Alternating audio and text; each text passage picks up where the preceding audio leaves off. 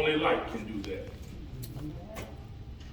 And Tony Dungy said quiet integrity is faithful leadership can impact a whole generation.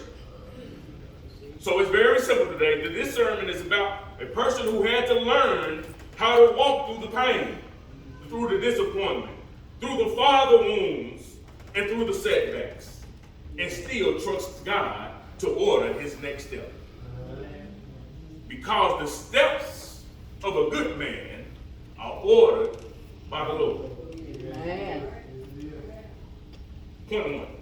God orders our steps through painful places. In Psalms 37:23, it reads, it says, the steps of a man are established by the Lord.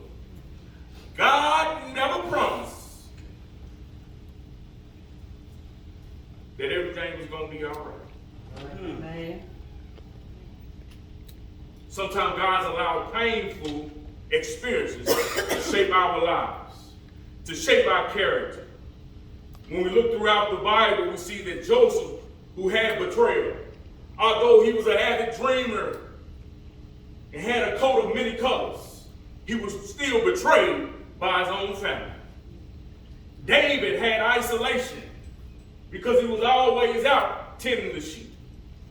But yet Samuel came in to anoint the next king, and no oil poured out of all the brothers that had the part, that looked the part, that were big and brute and strong.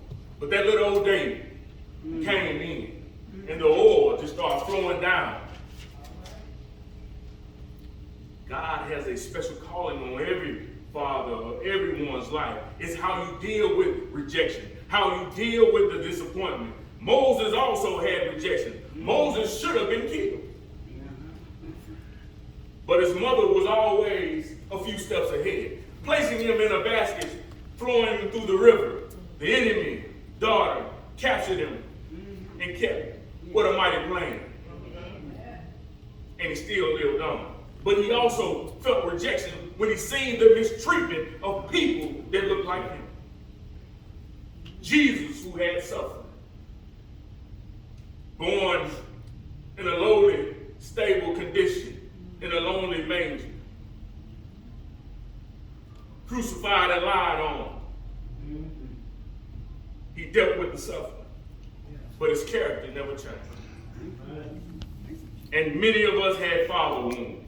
But God can use painful places as preparation for purpose.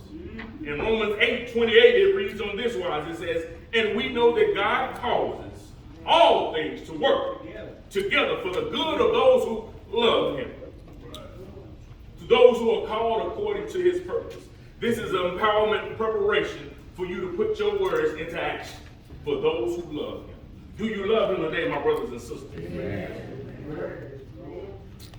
Pain is not always punishment. Sometimes it's preparation. Some strategies for you to gather yourself and think about. If you're dealing with father wounds, I want you to hear me out and think about this. Stop interpreting every setback as abandonment. Just maybe your father didn't know how to be a father. Just maybe he didn't have that in his mind or on his mind. Sometimes when we don't know how to do something, we get punished for it. Every turn and every corner. Learn from those painful places. See, we can always do the blame game. Well, my father wasn't there, so that's why I did this. Right.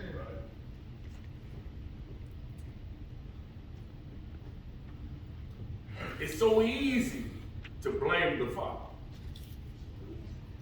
because he may be absent, or he may have another family down the street.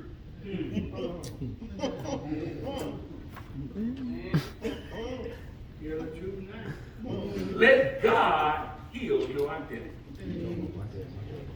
Refuse to become bitter because of broken relationships. We need to repair these relationships today. A broken childhood does not have to produce a broken future. You better say that. Point 2, God sends people to help you order your steps. Proverbs 27:17 says, iron sharpens iron. So, one man sharpens another. To my brothers out there, if you know how to be a man, and if you became a man, and if you see a little fella that's not doing manly things, step in.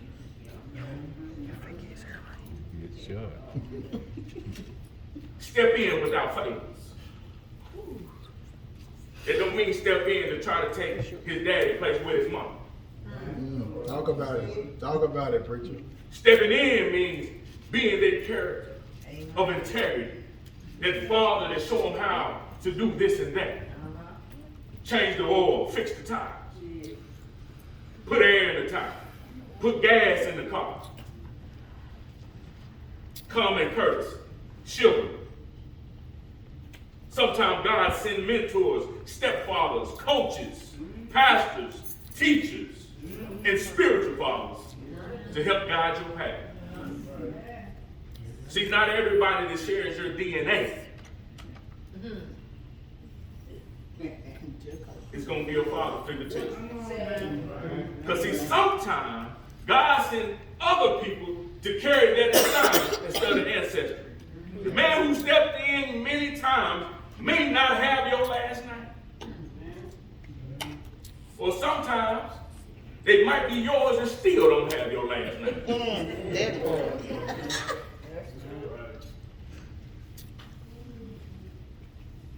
But you still carries a responsibility. You may not have any children, but you still carry a responsibility. Maybe heaven is calling you to fill in those gaps, to fill in those voids.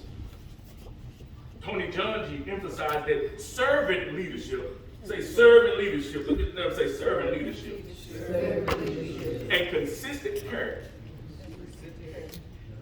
See, that's what real leadership is all about. It's not about dominating the household because you think you're the man.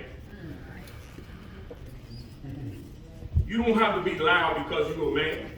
When you're a real man, you already don't, that presence, that aura gonna already be there.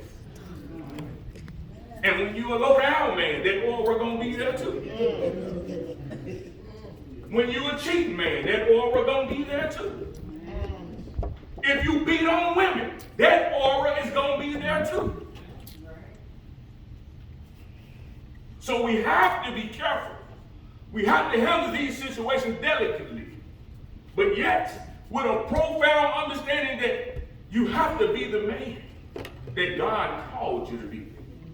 Not the man that you sing, not the man that you mimic, not the man that someone told you this is how you do it. It's only one way to do it, and that's God's way.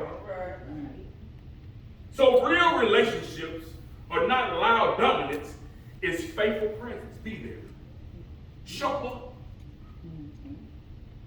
God often answers emotional needs through relationships of mentors.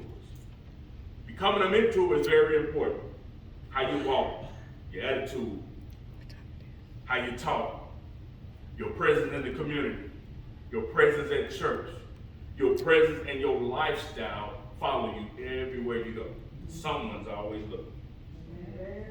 So some things you have to understand. Honor those who invest in you.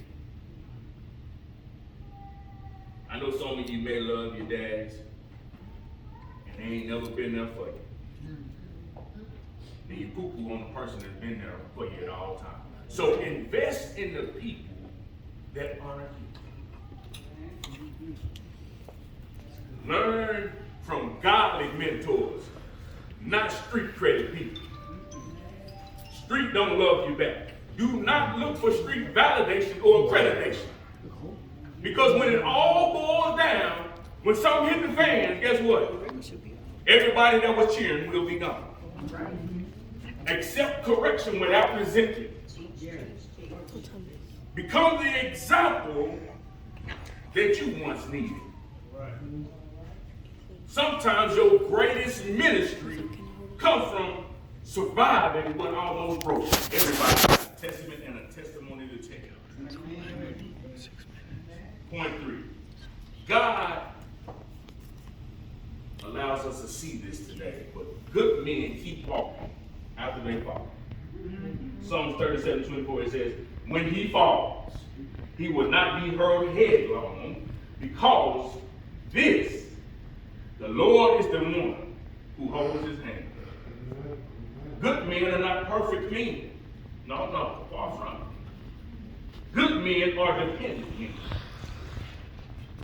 Every man falls at some point, whether it's financially, emotionally, spiritually, or mentally, or relationally. Maybe you don't know how to have that right relationship with this person. Maybe it's a mental trauma that you dealt with along the way that causes you